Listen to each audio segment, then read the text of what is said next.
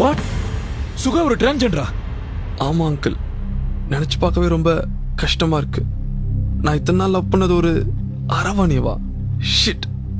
ஏய் வருண், ரிலாக்ஸ். உன்னோட ப்ராப்ளம்க்கு என்னால சொல்யூஷன் கொடுக்க முடியாது, but I can explain you what the problem is.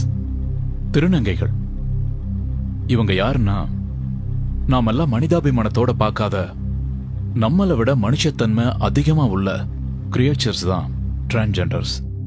Varun, நம்மள பலருக்கு தெரியாத ஒரு விஷயம் என்னன்னா, எல்லா தாயோட கர்ப்பப்பையிலையும் உருவாகிற சிசு ஒரு பெண் சிசு தான்.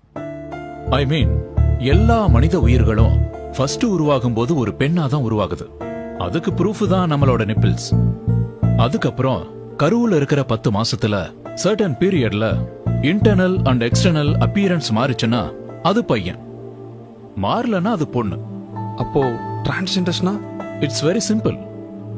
இந்த மாற்றம் நடக்கும்போது சில பேபிஸ்க்கு கேரக்டர் மாறும், ஆனா அப்பியரன்ஸ் மாறாது. அவங்க வளர்ந்து வந்ததுக்கு அப்புறம் கூட தோற்றத்துல பெண்ணாவும் நடத்தையில ஆணாவும் இருப்பாங்க. இன்னும் சிலதுல அப்பியரன்ஸ் மாறும், ஆனா கேரக்டர் மாறாது. அவங்க பாக்குறதுக்கு ஆண் மாதிரி இருப்பாங்க, ஆனா நடத்தையில பெண் மாதிரி இருப்பாங்க. இங்க நம்ம புரிஞ்சுக்க வேண்டியது என்னன்னா, இதுல இவங்க தப்பு எதுவுமே இல்ல. இயற்கையோட தப்புனால உருவாகிற ஒரு உயிர் தான் டிரான்ஜெண்டர்ஸ்.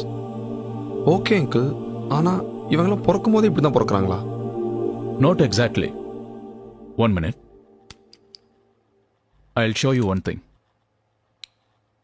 இவன் பேரு மைக்கி ஹாம். இவன் ஒரு பையனா தான் பிறந்தான். போக போக பெண்களோட பழக ஆரம்பிச்சான். அதுக்கப்புறம் தன்னையும் ஒரு பெண்ணா நினைக்க ஆரம்பிச்சான். சில நாட்களுக்கு அப்புறம் ஒரு பொண்ணு மாதிரியே ட்ரெஸ் பண்ணவும் ஆரம்பிச்சான். இப்போ முழுமையா ஒரு பொண்ணாவே மாறிட்டான். பாரு.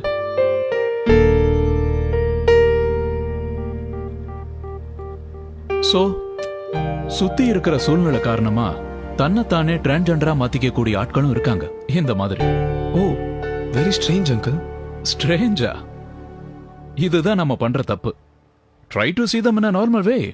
Sorry uncle. That's okay.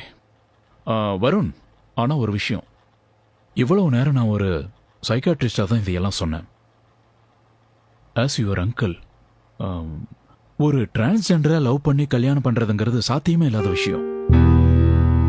So okay uncle, நான் வரேன்.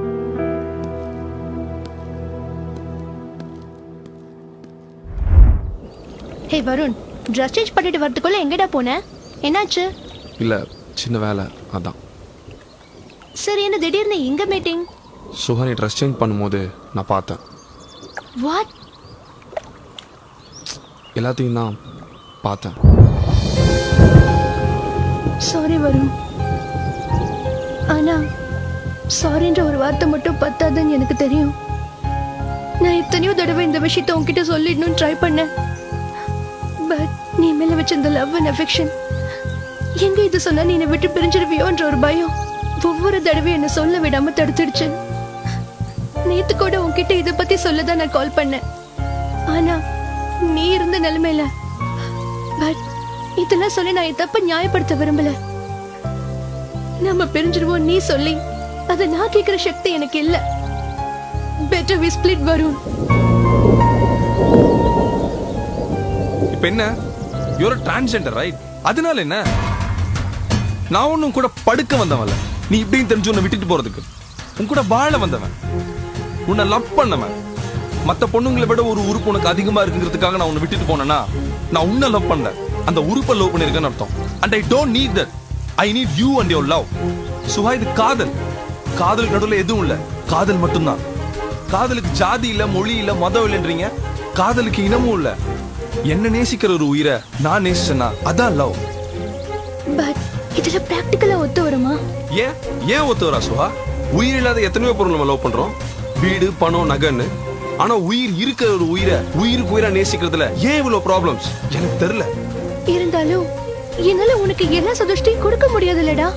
நீ சொல்ற அந்த சந்தோஷம் ஒரு நாளைக்கு ஒரு மணி நேரம் இருக்குமா? மற்ற நேரம்லாம் அதை தாண்டின ஒரு சந்தோஷத்தை உன்னால மட்டும்தான் எனக்கு கொடுக்க முடியும். I know that.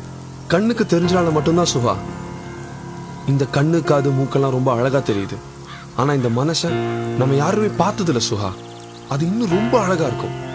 Okay Varun, நம்ம 2 பேரும் சேர்ந்துட்டா கூட இந்த மாதிரி ஒரு கப்பலை இந்த உலகம் ஏத்துக்குமா? தூக்கி போடு இந்த உலகத்தை. லவ்னா என்னன்னு தெரிஞ்சுக்கிட்ட 4 பேர் நம்ம கூட இருந்தா போதும். We'll have a life of love and love only. என் முடிவுல எந்த தப்பு இல்லைன்னு நினைக்கிறேன். இனிமே நீ தான் சொல்லணும். வருண், நான் எப்படின்னு தெரிஞ்சதும் என்னை எல்லாரும் ஒரே நாள்ல தூக்கி எறிஞ்சிட்டாங்கடா. இனிமே நான் சாகுற வரைக்கும் தனியாவே தான் இருக்கணும்னு நினைச்சுக்கிட்டு இருந்தேன். ஆனா ஒரு சாதாரண பொண்ணுக்கு கிடைக்கிற வாழ்க்கையை விட இவ்வளவு அழகான ஒரு வாழ்க்கை எனக்கு கிடைக்கும் நான் நினைச்சு கூட பார்க்கல. எனக்கு தெரியும் வருண், உன் கூட வாழ எனக்கு தகுதி இல்லைன்னு. But I love you so much. என்னை உன் கூடவே கூட்டிட்டு போயிடுறியா? காதலுக்கு எதுக்கு தகுதி? எனக்கு ஒண்ணு பிடிச்சிருக்கு, உனக்கு என்ன பிடிச்சிருக்கு.